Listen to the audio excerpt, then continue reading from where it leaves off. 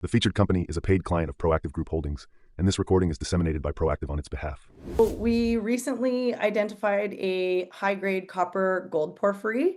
We press released, that was our last press release. So that came back, it had 11 grab, outcrop, and talus samples, which returned greater than 0.5% copper, with assays up to 8.1% copper.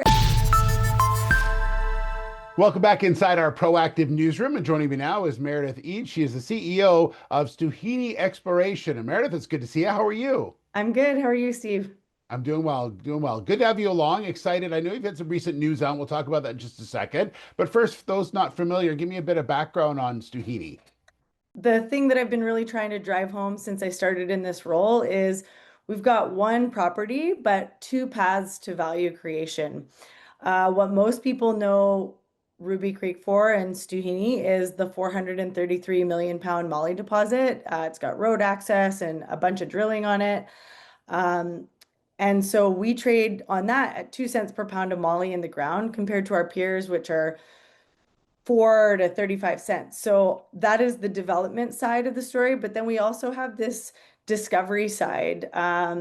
Ruby Creek is a 15 plus kilometer mineralized corridor.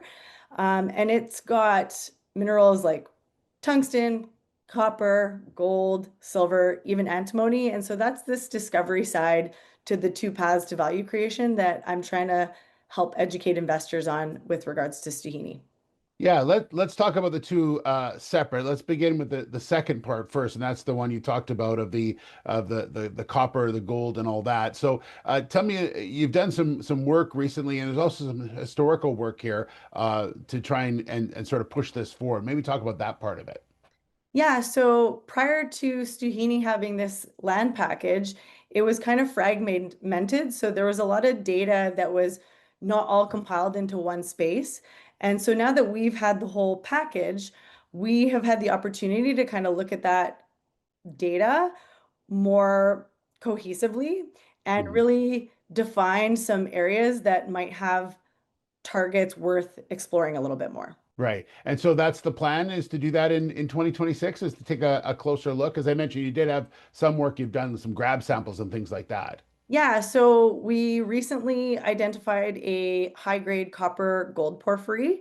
We press released, that was our last press release. So that came back, it had 11 grab, outcrop, and talus samples, which returned greater than 0.5% copper, with assays up to 8.1% copper. And the gold values included 13 grams per ton gold from outcrop, as well as 36.8 grams per ton talus floats.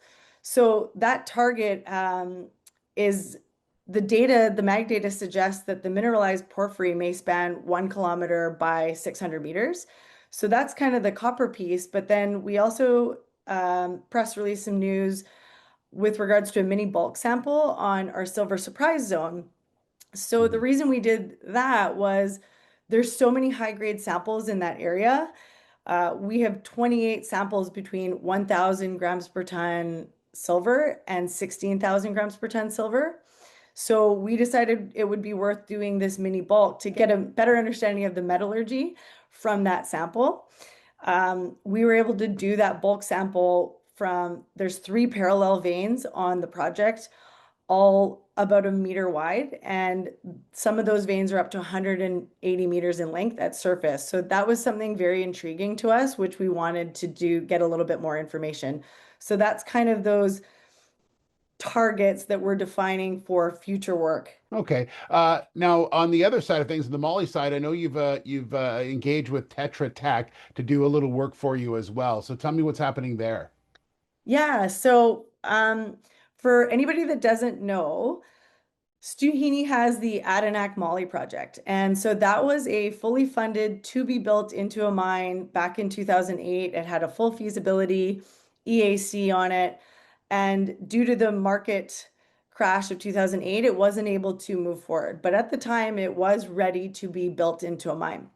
So with that in mind, I've looked at my peers, my other Molly peers in the space and said, why are you trading at a much higher valuation than we? What have you done? And the best success I have has been looking at those that have come before me and had successes and trying to emulate what they do. They say the finest form of flattery is imitation, I think.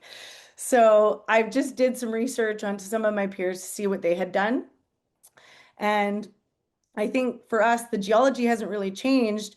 So it was really a matter of getting a better understanding of the economics behind the project. I looked to see who were experts in the moly field. I engaged with Tetra Tech, and even in those conversations, one of the people I spoke to was actually very familiar with the Adinak moly project. He was the QP and the metallurgical engineer. So they have a great understanding, not just of moly, but of also our project and the infrastructure that's there.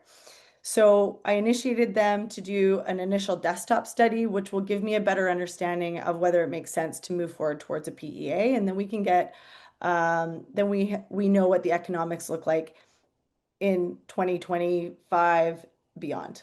Yeah, it sounds like it's going to be a busy end of this year and really into 2026. A lot of work on that you'd like to get done in a I guess they say a short amount of time, but you know what I'm saying. Absolutely, absolutely. Yeah. Well, exciting times ahead, Meredith. Thank you so much. Good to catch up with you. I know there's a lot of work still to come, and we look forward to following your story along the way. Okay. Yes, thank you so much for the time. I appreciate it. All right, Meredith Eades, the CEO of Stuhini Exploration. The featured company is a paid client of Proactive Group Holdings, and this recording is disseminated by Proactive on its behalf. It is for informational purposes only and does not constitute investment advice, an offer, or a solicitation to buy or sell any securities. Viewers should conduct their own research and consult a qualified financial advisor before making investment decisions. The views expressed are those of the speaker and do not necessarily reflect those of Proactive Group Holdings, trading as Proactive Investors or its affiliates. No responsibility is accepted for any loss arising from reliance on the information presented.